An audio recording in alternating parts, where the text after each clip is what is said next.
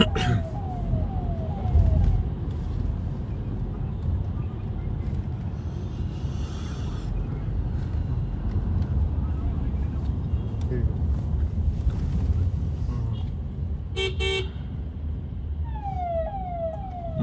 दोस्तों, good evening. हमारा बहुत दिन में रूबरू हो रहे हैं। जो भी साथी मेरी बात सुने वो इसको शेयर करें,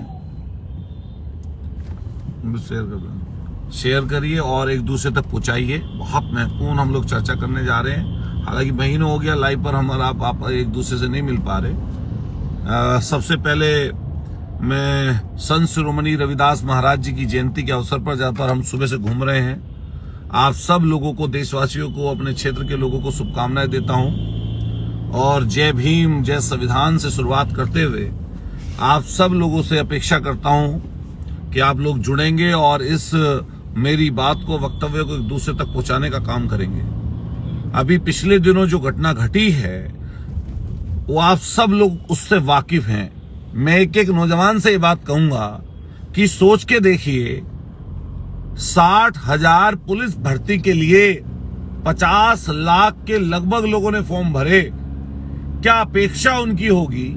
5 साल बाद भर्ती आई, कितनी परेशानी, दुख, कष्ट बीच में बिताए उन लोगों ने। बाकी किसी डिपार्टमेंट में कोई भर्ती है नहीं, कोई रिक्तियां पूरी की पूरी पड़ी हैं, उन पर कोई वैकेंसी निकालने का काम है नहीं। इसलिए नौजवान चाहता था कि किसी सूरत में कोई वैकेंसी आ जाए। तलाश में था, इंतजार में था, और उस इंतजार को 60,000 भर्तियों के रूप में जब सरकार ने निकाला तो हर एक घर में, हर एक परिवार में ऐसा हो गया कि जैसे उसके परिवार की नौकरी लग गई हो। बड़ा हर्षोल्लास था। लेकिन हुआ क्या? मैंने पहली बार ऐसा देखा कि 50 लाख के लगभग जो फॉर्म आए, उनमें से लगभग 97% लोगों ने परीक्षा दी, परीक्षा देने पहुंचे। ये अपने आप में बड़ा आंकड़ा है। सारे स्टेशंस, चाहे वो बस स्टेशन हो, रेलवे स्टेशन हो, गाड़ी किराए की हो, मोटरसाइकिलें हो, पूरी की पूरी सड़कें भरी हुई थी उत्तर प्रदेश के जगह जगह की, बड़े बड़े शहरों की। हमने, आपने सबने देखा, और तब उस समय उनके सपने चकनाचूर हो गए नौजवान साथियों के। कि इसको आगे बढ़ाएं, तो मैंने देखा कि सरकार डर गई। पहले इनके नेता जगह जगह बोल रहे थे कि कोई पेपर आउट ही नहीं हुआ। यहां तक कि मीडिया पर भी दबाव डाला गया कि इसको मीडिया के साथी पेपर आउट ही ना दिखाएं। झूठे सच्चे सोल्वर या जो लोग पकड़े जाते रहे, वो पकड़े जाते रहे, सबने देखा। लेकिन मैं कहना चाहता हूं नौजवान साथियों, ये पूरी सरकार जाति और धर्म के नाम पर बांट कर लोगों को इसी तरह की चीजें करना चाहती है। ये जो भर्ती इस समय पर खारिज हुई है, निरस्त हुई है, ये किसी सरकार के नुमाइंदे की वजह से नहीं हुई। ये आपकी एकता के सूत्र में बंधकर हुई है। अगर आप एकता के सूत्र में ना बंधे होते, अगर आप इकट्ठे ना होते और इकट्ठे होकर आप लोगों ने प्रोटेस्ट ना किया होता, सोशल मीडिया पर कैंपेन ना चलता और तमाम विपक्षी दल के लोग इकट्ठे होकर एक सुर में आपके साथ खड़े ना होते, तो मैं दावे के साथ कह सकता हूं ये भर्ती निरस्त नहीं होती और इसी तरीके से आपके हकों पर डाका डलता। इसके पूर्व में भी कोई भर्ती हुई हो, हर एक भर्ती का आप पेपर देखते होंगे कि उस भर्ती होने से पहले ही आउट हो जाता है। आरओ की भर्ती के लिए जिस तरह हमारे प्रयागराज में नौजवान साथी वहां पर इकट्ठा हुए, अपनी ताकत का एहसास सरकार को कराया, ऐसे ही नौजवान साथियों आपके हकों पर डाका ना डले, इसके लिए हमें और आपको सबको इकट्ठा होना पड़ेगा। इकट्ठा होकर इस सरकार को हटाने के लिए लड़ाई लड़नी पड़ेगी। जाति मजहब की दीवार तोड़कर आगे बढ़ना पड़ेगा। बाबा साहब भीमराव अंबेडकर जी ने समता और समानता की जो बात कही है, वो तभी पूरी हो सकती है जब ये सरकार जाति और मजहब की सरकार जाएगी, ये बांटने वाली सरकार जाएगी, झूठ बोलने वाली सरकार जाएगी, तब आप और हमारे हकों पर कहीं ना कहीं जो कटुराघात है वो हक हम लोगों को मिलने का काम होगा। इसलिए नौजवान साथियों, सब इकट्ठे हो, एकजुट हो और इस लड़ाई को आगे बढ़ाओ। मैं जितने मेरठ के साथी हैं जिन्होंने उस प्रोटेस्ट में हिस्सा लिया, चाहे वो लखनऊ में वाले लोग साथी हो या उत्तर प्रदेश के किसी कोने में बैठे हुए लोग हों, ए नौजवान साथियों, दोस्तों, आपकी लड़ाई बहुत बड़ी है, तानाशाह लोगों से है। सोच के देखिए कितना बड़ा नुकसान आपका हो जाता, कितने लोग पढ़ने लिखने वाले, मेहनत करने वाले पीछे रह जाते। ये तो आप लोग इकट्ठा हो गए। मैं धन्यवाद करूंगा इस मौके पर माननीय अखिलेश यादव जी का।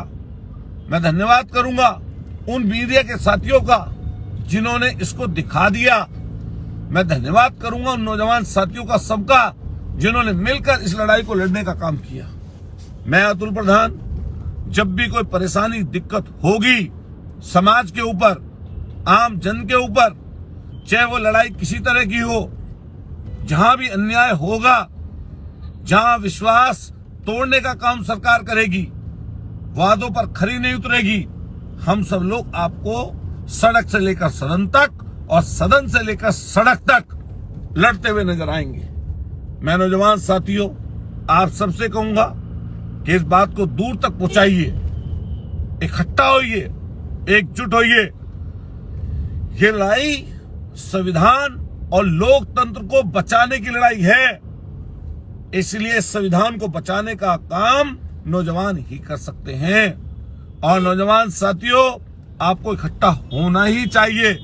जातीय धार्मिक भेदभाव छोड़िए और इस समय जो हम लोग इकट्ठे हुए हैं, इकट्ठे होने का परिचय दीजिए और मिलकर काम हम सब लोगों को करना पड़ेगा।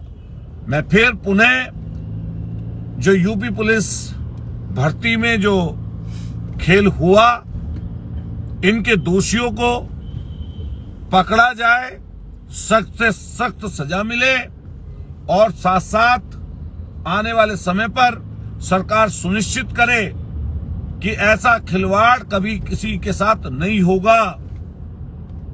ऐसी भर्तियों के जो पेपर लीक होते आए हैं, ये आने वाले समय पर नहीं होंगे। सरकार की जिम्मेदारी होनी चाहिए। आज के समय में नौजवान अपने आप को ठगा महसूस कर रहा है और उसके ठगने का कारण सबसे बड़ा अगर कोई है तो ये उत्तर प्रदेश की सरकार है।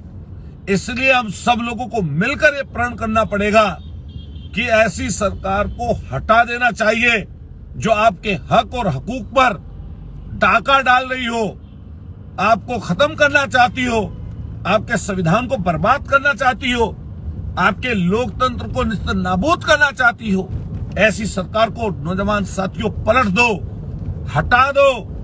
वोट एक ऐसा माध्यम है जो बाबा साहब ने व्यवस्था वोट की सब वर्गों को बराबर रखा। वोट एक में गिनती आएगी, बराबर की है चीज। इसलिए निकलिए घरों से, मन बनाइए और मन बनाकर इस सरकार को हटाने का काम करिए। क्या चल रहा है किसानों का? हर दिन खबर आती है किसी किसान के मरने की, हर दिन दुखद खबर आती है कि किसान की मौत हो गई, कहीं पुलिस की गोली से हो गई, कहीं किसी अन्य कारण से हो गई बॉर्डर पर। अरे आपका पेट नहीं भरा? 700 लोगों ने पहले 13 महीने तक अपनी कुर्बानियां देकर तब उन काले कानूनों को पीछे कराया था। तब आपने वादा किया था कि एमएसपी देंगे, एमएसपी पर खरीद करेंगे, लेकिन वादा तोड़ दिया। जनता से किए गए वादे लगभग सब तोड़ते हैं। क्या हुआ आपकी गारंटी का? इससे बड़ी गारंटी क्या होगी? लेकिन ये लाचार करना चाहते हैं। एक तरफ कह रहे हैं कि हम विकसित देश बनाएंगे, 2047 तक देश विकसित होगा। 80 करोड़ लोगों को राशन बांट रहे हो। 80 करोड़ लोगों गरीबी रेखा से नीचे है, राशन तो वही लेंगे। 80 करोड़, और कैसे विकसित बनेगा देश? इसलिए सब नौजवान साथियों से मैं कहूंगा कि इकट्ठा रहिए, एकजुट रहिए, और मजबूती से अपनी लड़ाई को बुलंद करने का काम करिए। मैं जितने भी साथी जुड़े हैं सबका धन्यवाद करता हूं और सबको मुबारकबाद देता हूं कि आपकी एकता ने, नौजवानों की एकता ने सरकार को झुकाने का काम किया, सच्चाई पर लाने का काम किया। आपको बारंबार बधाई, धन्यवाद आपका सब लोगों का। और फिर मिलते हैं किसी बात पर, लड़ाई आगे जारी रहेगी। बहुत बहुत आपका सबका शुक्रिया, बहुत बहुत धन्यवाद। जय भीम।